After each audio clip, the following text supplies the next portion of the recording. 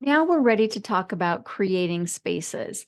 If I haven't quite found something that was already in existence, if I really want something specific or unique, I can either come up here to spaces and click on create, or I can click this create a space tile to take me into that drafting area. So I'm going to give my prompt a title for my space. I'm going to prompt the AI, tell it what to do here in the prompt area.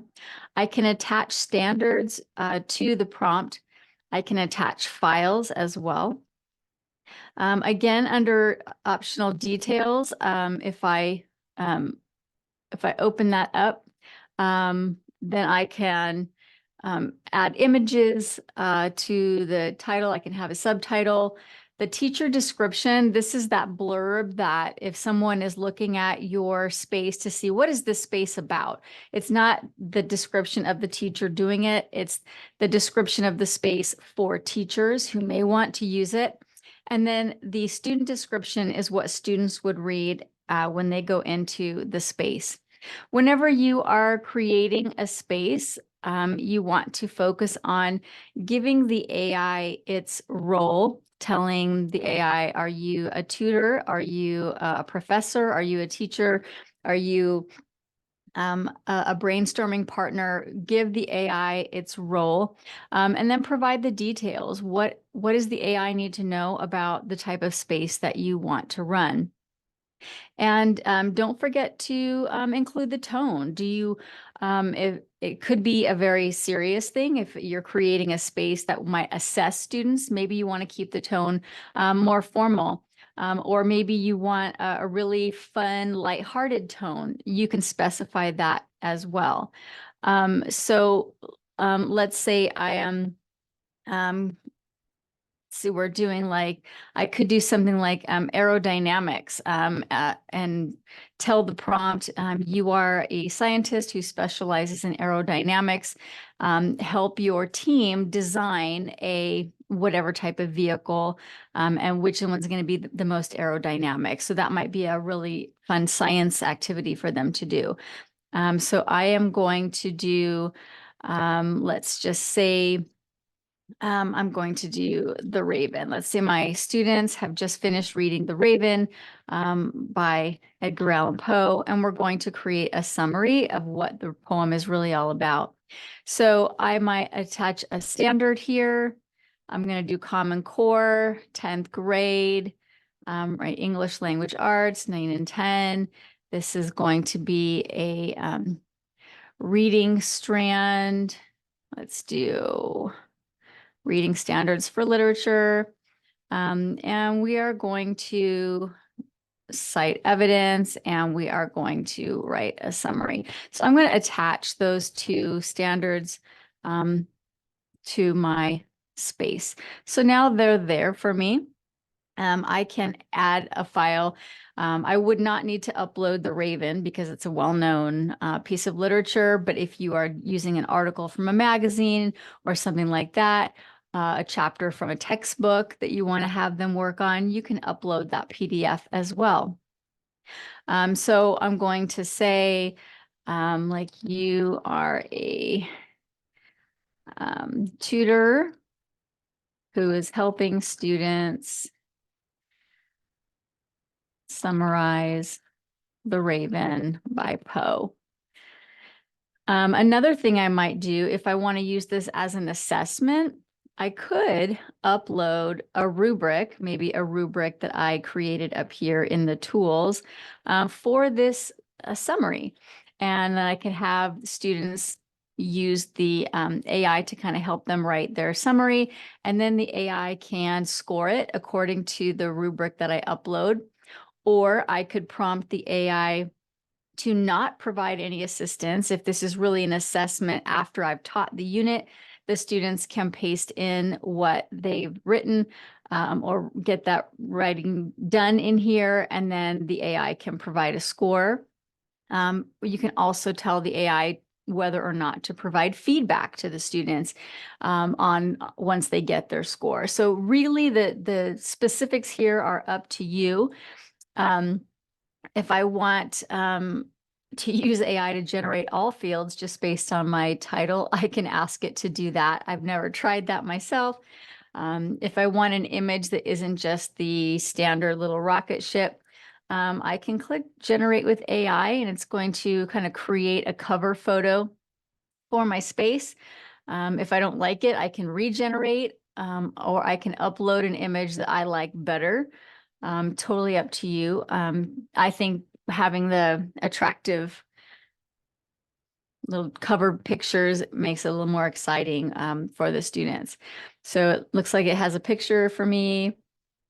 I can decide if I like that. Ooh, that is really nice. That's beautiful. I'm going to go ahead and keep that one. So again, I can fill in the student or teacher description if I want. I always suggest that you start that preview. I'm going to save and launch this space so I can push it out to my students. Again, I can push it straight out to Google Classroom, or I can use this code. I'm going to open up my little incognito window here. And I'm going to come into that space like a student.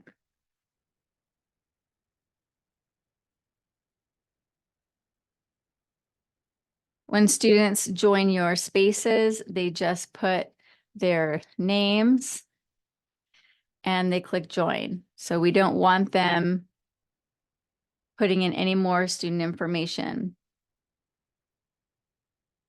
Now, if I had put a student description there, a message to the student, it would appear over here, but of course we didn't create that.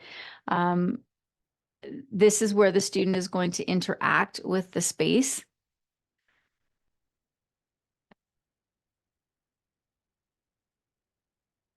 We're working on summarizing it and finding the main themes. Let's get started with something you already know.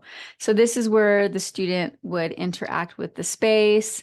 I'm going to say I like the poem a lot.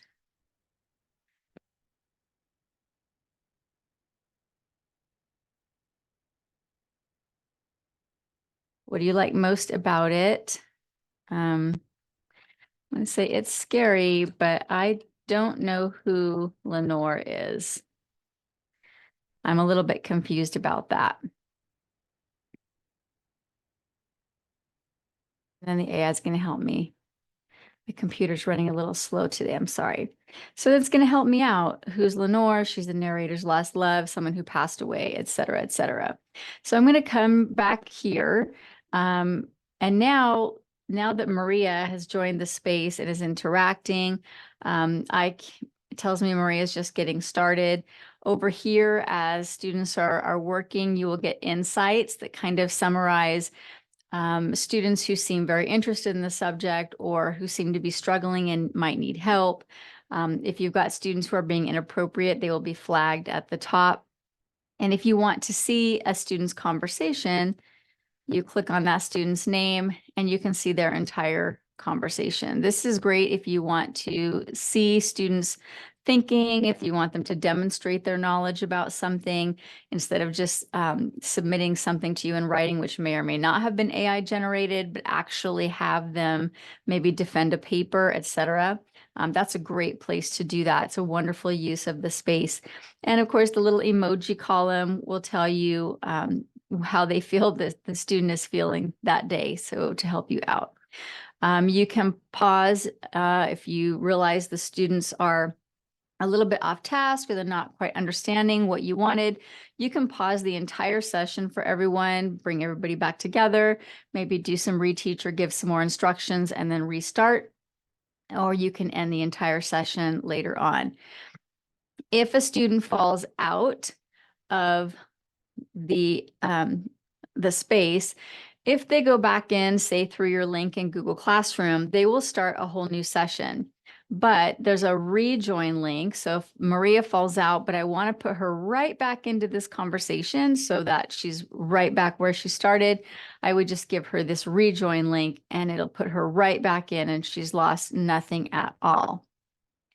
The last thing that I want to share with you, there's so much to creating spaces, but On the slide where you're watching this video, on the right, I have linked this document.